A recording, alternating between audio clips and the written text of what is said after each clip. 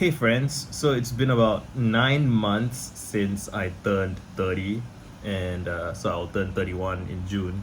And I have been thinking more and more about my childhood.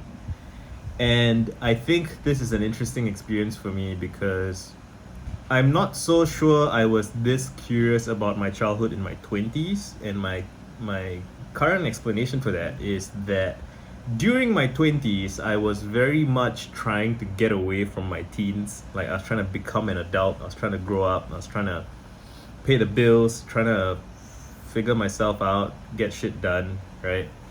And now that I'm 30, I still do all of those things, but less frantically, less anxiously.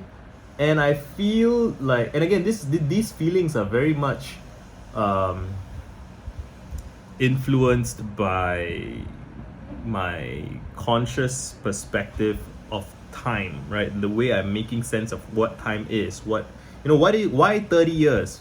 Because we think as humans, we think in base 10, so 10, 20, 30 as milestones. They're completely arbitrary, right? We could be in base 8, and maybe this would be at 28, right? 20, 24.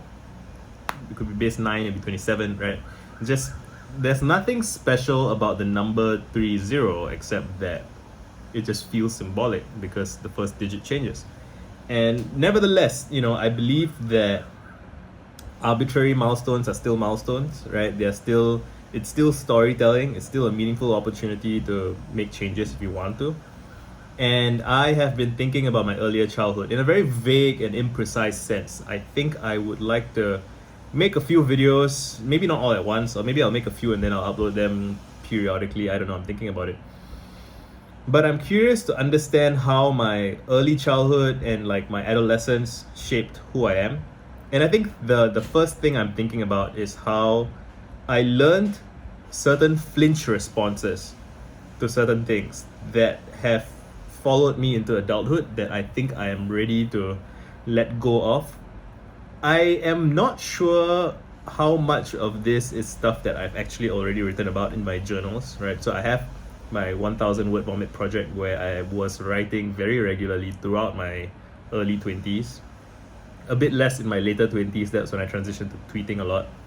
And I do look forward to rereading some of those word vomits to get a sense of what my concerns were in my early 20s and to see if I can resolve any of the questions and concerns I had back then. And I guess while I'm thinking out loud about that, I realize that I also feel like I don't have time to read my old word vomits. And that's because I have a book that I'm working on that I really would like to get out of my system. So the reason I haven't published my book yet is that my standards are too high. And I have to accept that for me to move on with my life, I should publish a version of the book that I know that I will be dissatisfied with in the grand scheme of things, but I have to be okay with it in the short run. Meaning I'm published, and my books are ebooks, right? So they're digital. It doesn't feel as bad as if I were to ship out print copies of books that are permanent. Right, they're digital books. I can update them, and even looking back, I'm glad that I published Friendly Ambitious Nerd when I did, which was last year in March. And I'm not satisfied with the book. I do want to improve on it. I do want to edit it. I have entire sections I want to add to it, and yet I'm glad that I published it. So similarly, I want to learn to think about my second book as something that I should publish an imperfect version of, because all books are imperfect, right? So I gotta just kind of accept that and get that done, and then I can move on to the other things that I want to work on, one of which is to research scenes that I've been talking about, and I'm releasing a grant with prize money about that, Friendly Ambitious Nerd grant. And I want to dig into my earlier childhood. I want to work on my memoirs, right? And I have another book I want to work on, Unlearning Coercion. I have so many things going on, and it's managing all of that is a challenge, and I'm kind of figuring it out as I go. And I get the sense from some of the people who read my tweets and watch my videos that it is useful to people to witness someone else kind of grappling with these things in real time, so that you get a sense of what it's like. It's not my life is not elegant day to day. It's very janky, messy, clunky, imperfect, full of sputtering starts and stops, which is fine, you know. And yeah, but I just want to spend another couple of minutes talking about my childhood. So flinch responses, right? As I said in the previous video, I feel like learning music and learning to be comfortable making mistakes in music and letting those mistakes breathe is something that is spilling over into the rest of my life. And earlier, I was having a conversation with my wife about our marriage so far, just kind of an overview. Again, it's like now that we're 30, it feels like there are a bunch of questions and conversations that we want to be having. And so we were just kind of like, hey, how's things been? How's this experience working out for you? How do you think about where we've been so far? What's the story that we tell?